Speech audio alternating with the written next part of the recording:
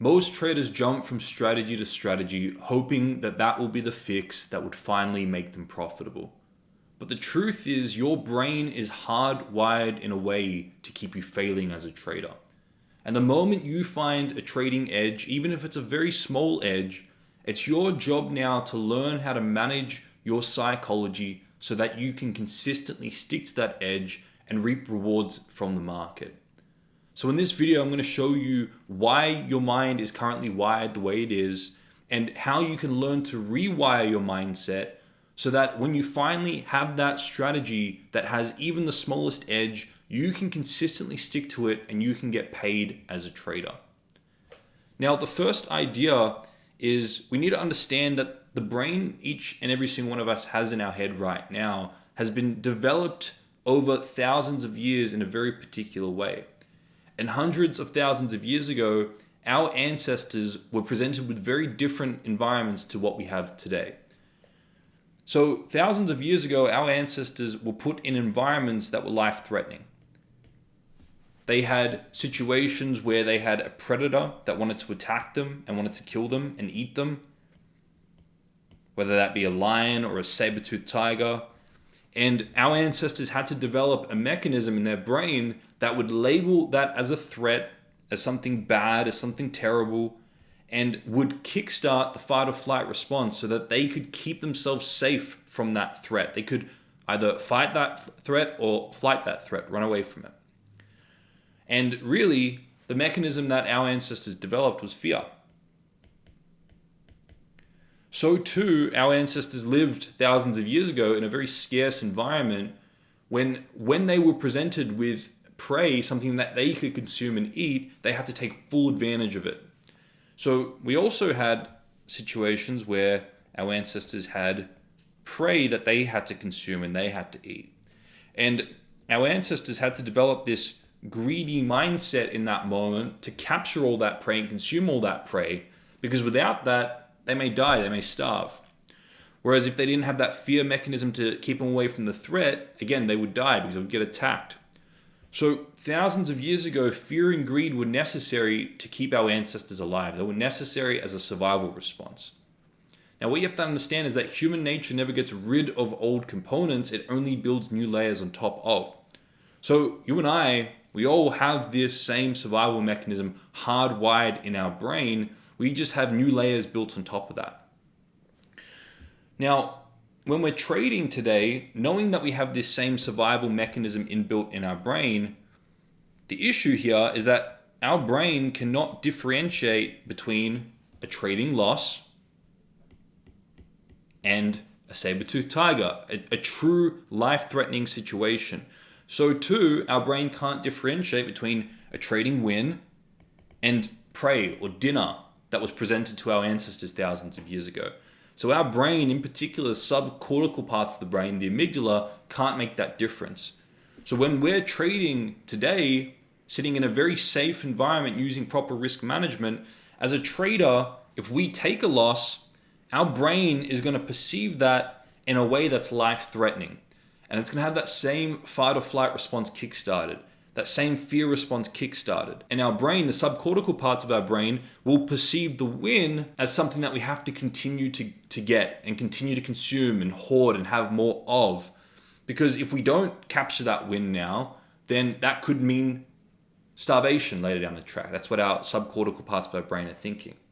So in summary, we have this survival mechanism developed thousands of years ago. It was necessary thousands of years ago. But now, today, when we're trading in an air-conditioned apartment using proper risk management, we have to learn how to manage and quiet down this survival response so that we can consistently stick to our plan irrespective of wins and losses. Because every trader understands, theoretically, that over 100 trades, you're going to experience a sample space. Some of those trades are going to be wins. Some of those trades are going to be losses.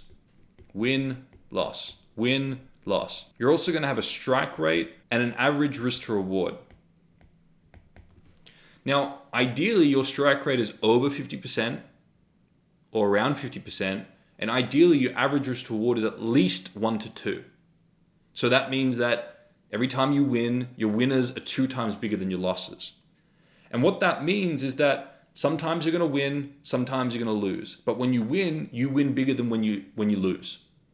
So at the end of the larger sample space, you're going to end up profitable. Now, the issue here is if we don't manage the survival mechanism, what's going to happen is we can only approximate this edge if we're strictly sticking to our trading plan. But if we take a win and then we have that amygdala response kicking in, we're going to go off track and we're going to go on a greed and a self-exaggerated greed where we puff ourselves up, we exaggerate ourselves, we go into this greed state and we think we can take more from the market than what the market's willing to present us. And we deviate from our plan, we minimize the risk, and we go for more even when the market isn't ready for that. And that leads to losses. That leads to us getting off track from our edge. And so too, when the inevitable loss comes through, instead of just embracing that loss as part of the sample space, we have that fear response, that fight or flight response kick in, and again, we deviate from our plan. We're too scared to execute again in the market. Or we go on to revenge that loss and revenge trade, try and make it back immediately because we're in this fight or flight response. So as a trader, it's critical that we learn to manage our inbuilt survival response. It's critical that we learn to embrace both winning and losing, and we can embrace both winning and losing unemotionally so that we can approximate our larger sample space and our edge. And it's crucial that we don't get too zoomed in on the individual trade, but we focus more on the larger sample space. Okay, that's very, very important because our current win may be making up for future losses, or it may be compensating for past losses. And we don't want to get elated by that. It's foolish to get elated by a win because it's just averaging out for our yearly average. And a current loss, let's say this is the current loss we took, that could be making up for a win, a very profitable win in the past, or that could be compensating for a very profitable future win to give us our monthly and yearly average. So it's foolish to get elated over winning and depressed over losing. But if we don't know how to manage this survival response, it's exactly what's going to happen. Okay? So now I'm going to give you a solution to this. I'm going to show you how you can start to quiet down the amygdala, the survival response, the subcortical part of your brain. Now, to preface this, a lot of the times what traders need to do is they need to address the subconscious mind. And what that means is that in the subconscious mind, you have certain associations of this event's good, this event's bad. Winning is good, losing is bad in your perception, right? Being wrong is bad, being right is good. We have these beliefs and these programmings in our mind that are logged in the subconscious mind. And let's say, for example, we now take a loss. If that loss resonates with one of the programs we have running in our mind, say, for example, this loss is terrible, it's life-threatening, it's bad, I need to get away from losses, that script is going to run, that's going to affect your trading.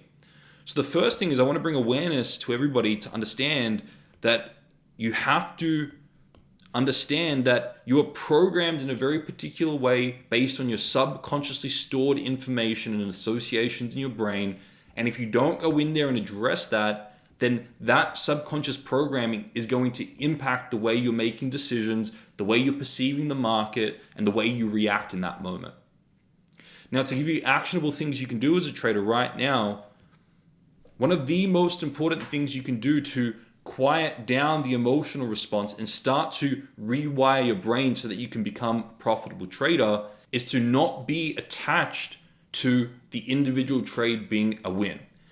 And what I mean by this is the reason losing is so painful is because you're so addicted to a certain positive outcome, a certain win. The only reason losing would be painful is if you were desiring over a win, a certain percentage, a certain dollar amount, or maybe status, or maybe payouts, something else that you've attached to that win. So traders get extremely emotional and activate the subcortical parts of the brain in the amygdala and take losses so poorly because their expectation is that this is going to be a very positive win before they get into that trade. So as a trader, you need to detach from the outcome of the individual trade. And there's a couple things you can do with this. The first thing that I encourage every single trader to do is to start using my Bulletproof Your Mindset tool. This is a 3-step process that helps you identify, ground unrealistic expectations, and then get you back to your trading plan. That's a completely free tool that each of you can download in the link in the description. I give it to all my six-figure traders, and they have crazy breakthroughs with that tool. Now, the second thing you can do is a visualization exercise. Just before you're about to take a trade, visualize both outcomes. Visualize an outcome where it's a win. The trade comes, enters, and it hits your take profit. It's a win. And you being unemotional about that, detached from the outcome of that individual trade. Because remember, it's not about the outcome of the individual trade. It's about the outcome of the larger sample space. And the second thing you can do, and you need to do, is visualize the trade entering and then hitting your stop loss. And you being, again, undeterred emotionally about that outcome.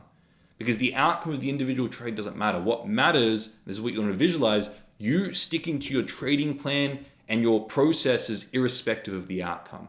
And if you've already done that visualization before the trade and you've set those expectations that it could be a win or a loss, but I don't care because I'm sticking to my trading plan on this individual trade, you've already done an enormous amount of work to rewire your expectations and rewire your reaction after the trade.